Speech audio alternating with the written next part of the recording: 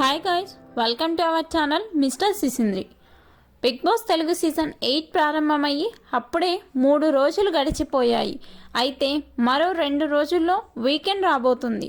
చూస్తూ ఉండగానే వారం ముగియబోతుండడంతో ఈ వీక్ నామినేషన్స్లో ఉన్న 6 మందిలో టెన్షన్ మొదలైంది.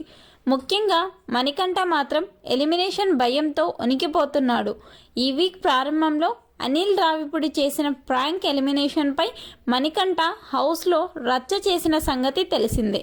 అలాగే నిఖిల్, ఆదిత్య, శేఖర్ భాష ఇలా దాదాపుగా హౌస్లో ఉన్న ప్రతి ఒక్కరితో గొడవ పెట్టుకోవడంతో ఎలిమినేట్ అవుతానేమో అనే భయంతో అన్నం కూడా తినకుండా కూర్చొని ఆలోచిస్తూ ఉండటంతో మణికంఠకి ధైర్యం చెప్తుంది సోనియా.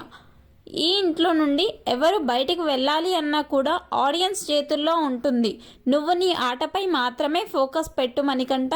నువ్వు వచ్చిన రోజు చెప్పావు కదా, మీకు బిగ్ బాస్ కూడా ఒక ఆఫర్ ఏమో, నాకు ఇదే లైఫ్ అని. దాన్ని మనసులో పెట్టుకుని ఆటపై దృష్టి పెట్టు.